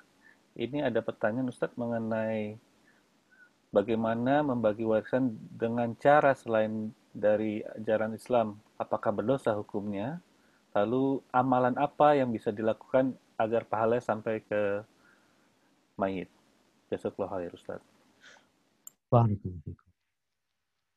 Subhanallah jamaah ya. Berkaitan dengan waris. Nabi SAW tidak membagi warisan. Nabi. Ketika Sa'ad bin Rabi' meninggal dunia ketika perang Uhud. Kaya raya. Sa'ad nggak punya anak laki. Anaknya perempuan 2. Hartanya itu diambil sama pamannya. Sama saudaranya Sa'ad. Istrinya akhirnya membawa 2 putri Sa'ad kepada Nabi SAW. Ya Rasulullah, nih 2 anak bapaknya meninggal bersamamu ketika perang Uhud. Dan dia gak punya harta karena dikuasain sama pamannya. Apa kata Nabi SAW? Ya, tunggu. Sampai Allah memutuskan. Akhirnya turunlah firman An-Nisa ayat 11 dan selanjutnya, yusikumullah fi auladikum lidzakari mithlu haddzil unthayain. Dibaca tuh. Nabi sendiri tidak membagi. Siapa yang membagi? Allah Jalla Jalaluh yang membagi warisan. Tadi kita udah sampaikan, warisan itu bukan hasil kerjamu. Enggak. Kalau itu hasil kerjamu, silahkan kau bagi. Hasil usahamu silahkan. Sekarang ahli waris dapat warisan ini bukan karena bekerja. Tapi karena hubungan nasab, karena hubungan suami istri, atau pembebasan budak, Itu nggak ada usahamu di sana. Sehingga yang berhak membagi adalah Allah. Dan ketahuilah bahwa pembagian Allah lebih baik daripada pembagian. Kita harus yakin itu. Engkau siapa? Manusia yang tamak, manusia yang rakus, manusia yang sok tahu. Kita tuh pakai gitu manusianya. Allah yang bagikan. Kalau engkau percaya sama Allah. Tapi ada muslim-muslim yang beranggapan pembagian Allah nggak adil. Nggak tepat, nggak relevan. Subhanallah. Allah yang memberikan segala-galanya. Allah yang memberikan rizki kepadamu tatkala engkau berada di perut ibumu. Lalu engkau tuduh Allah itu nggak baik. Maka hati-hati. Jadi pembagian warisan itu adalah ikut ketentuan Allah Subhanahu wa taala. Bukan ustadz, bukan. Allah yang bagiin. Maka ikut ketentuan Allah Subhanahu wa taala kalau engkau beriman kepada Allah Subhanahu wa taala. Pertanyaan yang kedua apa tadi? Amalan yang kita bisa lakukan agar pahala sampai ke mayit, Ustaz. Barakallahu fikum. Nah, jamaah. Yang dibutuhkan oleh mayit itu adalah doa. Doa meminta ampunan kepada Allah untuk dia. Maka doakan. Kalau itu orang tua kita, ucapkan Rabbighfirli wali walidayya warhamhuma kama rabbayani shaghira. Kalau yang meninggal tadi istri, maka senantiasa membaca Allahumma ighfir laha warhamha wa'afiha wa'afu anha wa akrim nuzulaha. Allahumma ighfir laha dzunubaha, ya. Kita mintakan Allahumma adkhilhal jannah, masukkan dia ke surga. Doa. Karena memang ada orang tua nanti yang di surga dikasih tempat yang tinggi, dia heran. Aku kok bisa dapat tempat seperti ini? Kan dalam bayangan dia amalnya nggak akan nyampe. Orang tuh tahu dengan kerjaan dia gitu. Maka dikatakan kepada dia, bistighfari waladika laka. Itu karena istighfar anakmu untukmu. Kemudian juga berbuat baik kepada orang-orang yang dicintai orang tua kita. Karena banyak nih anak-anak yang kalau bapak ibunya udah meninggal di kampung, dia udah nggak lagi silaturahim. Kalau ditanya kenapa, udah nggak ada bapak ibu. Tapi kan ada paman di sana, ada bibi di sana, ada keponakan abah di sana, ada sepupu di sana. Maka termasuk berbakti kepada orang tua adalah menjaga hubungan baik dengan orang-orang yang dicintai oleh orang tua. Baik itu kawan-kawannya, tetangga-tetangganya. Yang ketiga, sedekah buat orang tua. Amal jariah buat orang tua. Yang keempat, nih, kalau orang tua punya utang, bayarin utangnya. Cari tahu. Kalau orang tua pernah mendolimin orang, kau cari orang tersebut supaya orang itu memaafkan orang tua. Dan berbagai macam amal soleh lainnya. Yang tadi kita bicarakan menghajikan orang tua, ya, itu juga termasuk kebaikan yang bisa kita lakukan buat orang tua kita. Hadza wallahu a'lam bishawab. Barakallahu fiik, Ustaz. Ini ada yang bertanya langsung, Ustaz, masih bisa? Tafadhol. Assalamualaikum warahmatullahi wabarakatuh. Waalaikumsalam warahmatullahi wabarakatuh. Ustaz, mohon maaf. Bagaimana caranya agar sholat, baca Al-Quran, sedekah, dan ibadah-ibadah kita yang lainnya tidak termasuk riya, Ustaz. Kemudian yang kedua, sering di dalam WA ada tengah-tengah malam itu ada mengajak tahajud. Apakah ini juga termasuk riya gitu? Iya, jemaah. Subhanallah, jemaah. Iya. Ini mungkin menjadi pertanyaan penutup, jemaah. Berkaitan dengan ibadah, ya. Ini pertanyaan yang bagus kan. Karena jangan sampai kita beribadah bertahun-tahun, ternyata kita masuk neraka dengan ibadah kita. Ibadah itu diterima oleh Allah Azza wa Jalla dengan dua syarat. Yang pertama, ikhlas. Apa artinya ikhlas? Tidak berharap kecuali keridhaan Allah Subhanahu wa taala.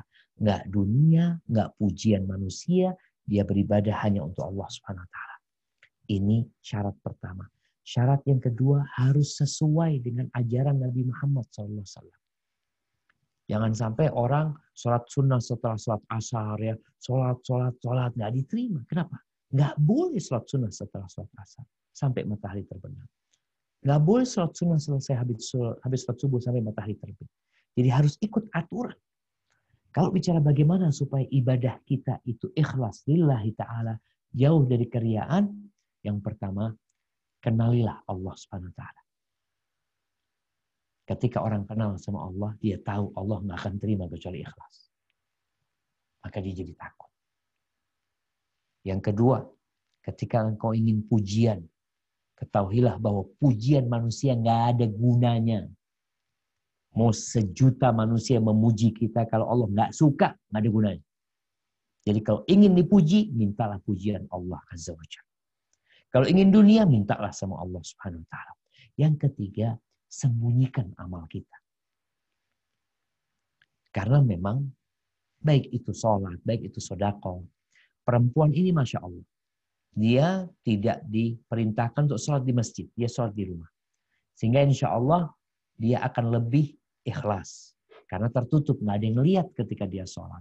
Nggak ada yang memandang ketika dia ngaji. Ketika dia berangkat ke masjid, memang dia sholatnya di rumah. Maka insya Allah perempuan ini bisa lebih ikhlas ketika dia menyembunyikan amalannya. Jangan dikasih tahu orang. Tapi kalau ada orang lihat, ya kita nggak bisa menutupin. Tapi kita berusaha untuk sholat di tempat yang lebih tertutup. Yang nggak ada yang tahu. Adapun kalau ditanya ada tengah malam orang ngajak tahajud, ya nggak apa-apa orang ngajak tahajud. Tapi nggak perlu kita siap anak tahajud. Nggak perlu ngasih tahu dia. Kita ada yang masuk, ya sudah kita matikan, kita sholat. Nggak perlu besok dikatakan antum tahajudnya berapa? Oh nggak banyak lah, cuma 11. Subhanallah. Maka berusaha untuk menyembunyikan amal soleh kita. Semoga Allah Azza wa Jalla mengampuni dosa-dosa kita. Barakallahu fikum. Jamaah, jangan lupa kita mendoakan keluarga kita yang meninggal dunia. Orang-orang yang telah mendahului kita, yang mereka pergi. Mungkin sebagian di antara mereka masih ada tanggungan-tanggungan, ada dosa-dosa yang dikerjakan. Maka sebagai seorang suami, sebagai seorang anak, sebagai seorang kakak, sebagai seorang adik, doakan. Cari waktu-waktu yang mustajab. Karena doamu sebenarnya akan kembali kepada kita juga. Jadi kita ketika mendoakan orang lain, akan ada malaikat yang dikirim sama Allah Subhanahu wa ta'ala. Malaikat itu tugasnya mengaminkan doa kita. Dan mengatakan, buat engkau seperti yang apa engkau pinta buat dia. Maka kita berdoa memohon kepada Allah Subhanahu wa ta'ala. Allahumma qsim lana min khasyatika ma tahulu bihi bainana wa baina ma'asik wa min ta'atika ma tuballighuna bihi jannatak wa min al-yaqini ma tuhawwinu bihi alaina masa'ib ad-dunya wa matti'na bi asma'ina wa absarina wa quwwatina ma ahyaytana waj'alhu al-waritha minna waj'al tha'rana 'ala man zalamana wansurna 'ala man 'adana wa la taj'al musibatana fi dinina wa la tusallit 'alaina man la yarhamuna. Allahumma ighfir laha warhamha wa'afiha wa'fu 'anha. Allahumma ighfir mautana wa mautal muslimin. Subhana rabbika rabbil 'izzati 'amma yasifun wa salamun 'alal mursalin walhamdulillahi rabbil 'alamin. Wassalamu alaikum warahmatullahi wabarakatuh. Waalaikumsalam warahmatullahi wabarakatuh. Barakallahu fiik Ustaz. Jazakallahu khair atas kajiannya Ustaz. Alhamdulillah. Selesai sudah kajian kita bersama yang terhormat Ustaz Dr. Syafiq Riza Basalamah MH Hafizahullah Ta'ala. Semoga apa yang disampaikan menjadikan bermanfaat bagi kita semua dan dapat mengamalkannya. Semoga Allah Azza wa Jalla senantiasa memberikan hidayahnya kepada kita dan melindungi kita sekeluarga. Amin ya Rabb. Baik, atas nama keluarga besar Bapak Suyadi Mu'alim, mohon maaf bila ada kekurangan. Jazakumullah khair, barakallahu fikum. Baiklah, kita tutup dengan membaca doa kafaratul majelis. Subhanakallahumma wa bihamdika asyhadu an la ilaha illa anta astaghfiruka wa atubu ilaik. Wabillahi taufiq wal hidayah. Wassalamualaikum warahmatullahi wabarakatuh.